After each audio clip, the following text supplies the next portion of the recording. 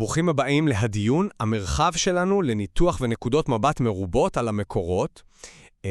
תארו לעצמכם שאתם מוצאים אלפי טקסטים. וואו, אלפים. כן, אלפים, אבל אז אתם מגלים ש-98.3% מהם לא חוזרים על שום רצף פעמיים. נתון מטורף.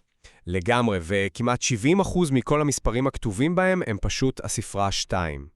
זה הסיפור של מערכת הסימנים של תרבות עמק האינדוס. במשך 100 שנה חוקרים חשבו שמדובר בשפת דיבור עבודה.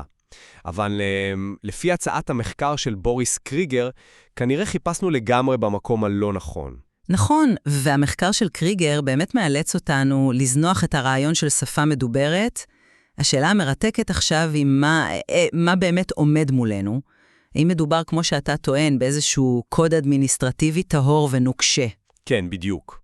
וזו העמדה שלי, שמדובר במערכת היברידית. משהו שמשלב סימנים מנהלתיים עם סמלים של סחורות ומידות. תראי, הנתונים הסטטיסטיים שקריגר מנתח פשוט לא מאפשרים לראות בזה משהו מעבר לקוד זיהוי. זה כאילו תעודות הזהות של העולם העתיק. אוקיי, אבל למה אתה כזה מחרץ? בגלל הייחודיות הקיצונית, 98.3% מרצפי הסימנים הם ייחודיים לחלוטין, כמעט ואין חזרתיות בתוך אותה כתובת. אם זו הייתה רשימת מלאי של שכר, היינו חייבים לראות דפוסים, את אותה סחורה מחליפה ידיים. אני מבינה לגמרי את הטיעון הסטטיסטי. זה בהחלט מוכיח שאי אפשר לכתוב פורזים הסימנים האלה, זה ברור. אבל זה ממש לא שולל קיומה של מערכת מטרולוגית משולבת. איך לא? כי צריך להסתכל על רמות האנטרופיה. אם אנחנו חושבים על אנטרופיה בתור רמת הצפיות של המערכת, קוד מחשב נוקשה הוא בעל אנטרופיה נמוכה, כי הוא צפוי. שפה אנושית היא גמישה ובעלת אנטרופיה גבוהה. וקריגר הרי מציין שהאנטרופיה פה יהיה באמצע. בדיוק, ורמת הביניים הזו היא הפרופיל הקלאסי של מערכת שמשלבת מונחי סחורות בתוך מסגרת קבועה. יש לנו הוכחות מההיסטוריה, כמו הכתובות של האימפריה הרומית או כתב אברהמי, אלו מערכות שסמלים אדמיניסטרטיביים חיו בהן לצד לוגוגרמות של סחורות. ההשוואה ההיסטורית הזו קורסת ברגע שבוחנים את המתמטיקה של האינדוס, ספציפית את החריגה הפסיכית מחוק בנפורד. העניין עם הספרה 2. כן. הרי חוק בנפורד קובע שבנתונים טבעיים הספרה 1 מופיעה הכי הרבה, אחריה 2 וכן הלאה. אבל פה, הספרה 2 שולטת ב-58 עד 67% מהמקרים. זה באמת נתון מאוד חריג. זה יותר מחריג, זה מלאכותי. איזו מציאות כלכלית מייצרת רישום שבו תמיד סופרים בדיוק 2 ממשהו? זו נוקשות שלא תואמת לשום מודל כלכלי אמיתי. זה קוד סדרתי. רגע, תן לי לעצור אותך שם. מה שאתה מתאר כקוד בלתי אפשרי, מקבל המון היגיון דרך מה שקריגר מכנה מבחן ההצבה האלגברית. תסבירי? המבחן בודק מה קורה כשמנסים לפענח את התחביר. כשמנסים לדחוף לתוך המבנה הזה מילים שלמות, המערכת אכן קורסת.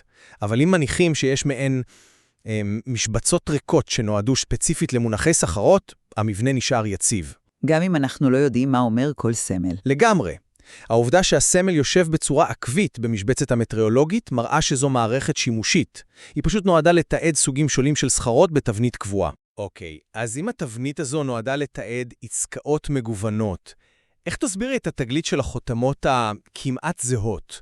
מצאו זוגות של חותמות שבהן כל הכתובת זהה, ורק סימן אחד בודד משתנה, ותמיד בדיוק באמצע. נו, וזה לא מתאים למערכת ניהולית של שכר.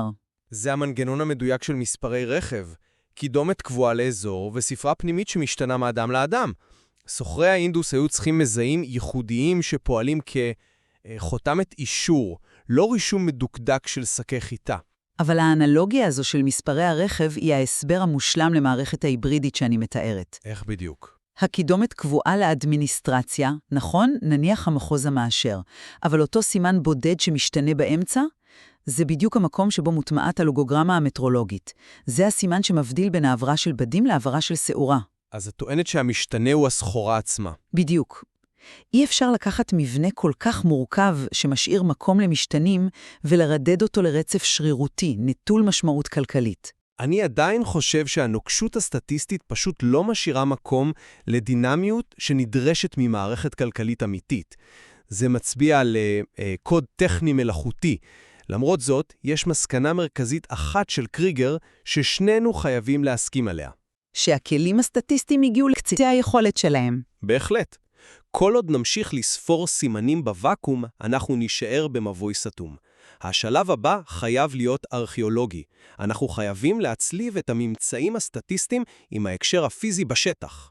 לבחון איפה בדיוק נמצאה כל חותמת, ועם אילו מבנים חפצים אחרים. רק החיבור הזה ייתן לנו תשובה. הכתובות האלה אולי לא מכילות שירה עתיקה או מיתוסים, אבל הן בהחלט מחזיקות בתוכן את מפת הדרכים הניהולית של ציוויליזציה מרתקת. לגמרי. ונשאר לנו רק להמשיך ולראות מה הארכיאולוגיה תגלה לנו בהמשך.